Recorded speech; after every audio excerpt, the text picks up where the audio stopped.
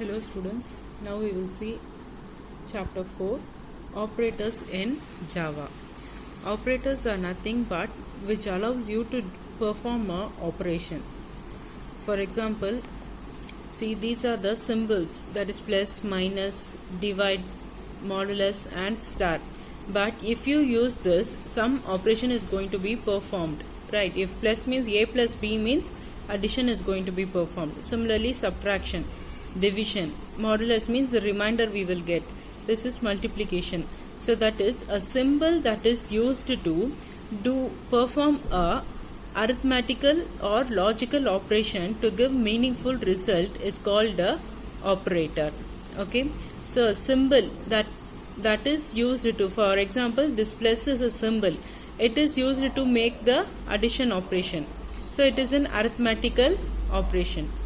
So we have many operators for logical operations also. We will be studying in this lesson about the logical operators also.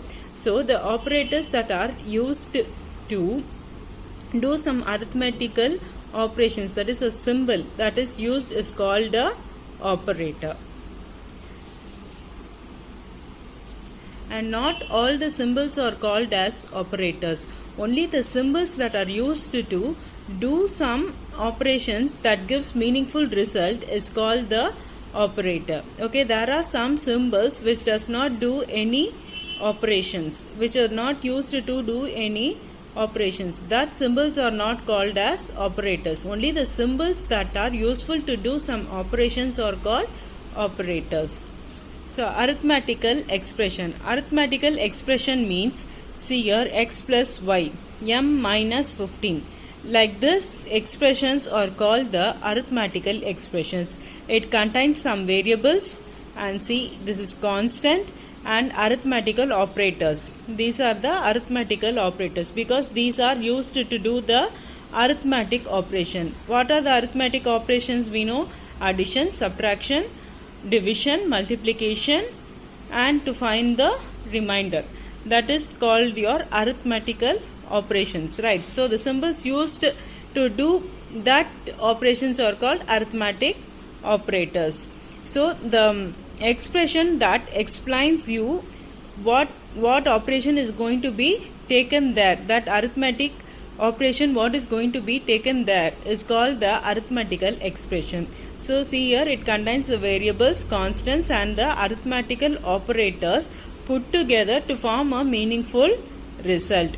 See x plus y, if you substitute some value in x and y, you will be getting the addition. So m minus 15, if some value is there for m means, suppose 30 means 30 minus 15 is 15. Like that you are going to get, see this is a square, 2ab, b square. So a plus b the whole square formula this is. Like that some meaningful result if you get through these expressions, that is called the arithmetical expression. Then is your arithmetical statement. This is very simple. You are getting these, that is you are having the expression, and if you substitute some value to these variables, you are getting a result, right? And where will that result be stored? You doesn't have any variable to store the result. It won't be stored in m or it won't be stored in x or y without specifying. If you declare another variable or the same variable and assign it to that variable, then only the values will be saved. So assigning of these expressions to another variable is called your arithmetical statement. So if you do x plus y, it is an expression. It gives a meaningful result, but that result cannot be used before storing, right? So you need to store the result. For that one variable is used. So doing an operation and saving that result is called your arithmetical statement. So forms of operators. What are the operators are there is unary operator, binary operator and ternary operator. According to their name, it is going to operate, that is it is going to be applied on single operand, and this is going to be applied on two operand, and this 3 operands. We will see in detail. Unary operators. So arithmetical operator that is applicable on single operand. Okay, operand is nothing but your variable. That is the operator used to do some actions. See here, this variable is called the operand.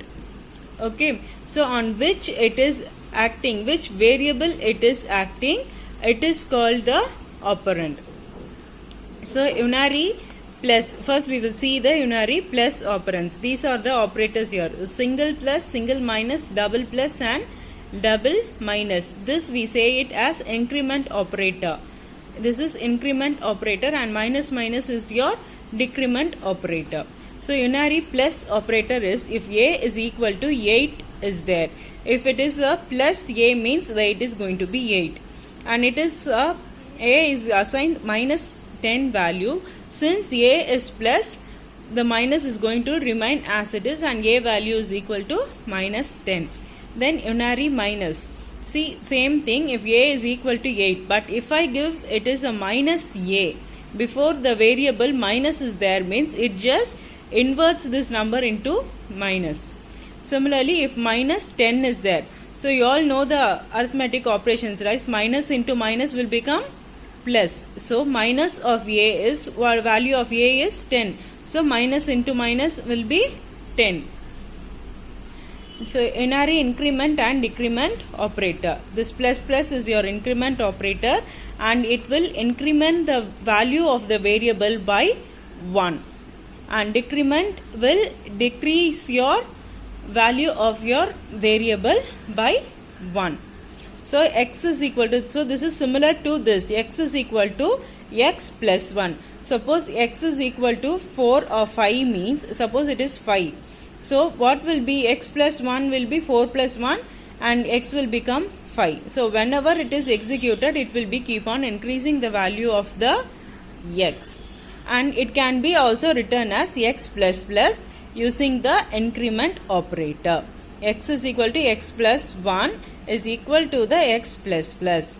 It is just the increment operator that is going to do the same operation as x is equal to x plus 1. Increment the value of the x by 1. See example here, x is equal to 4. So x is equal to x plus 1 or x plus plus. Whichever you give, the value of x is going to be x is equal to 5.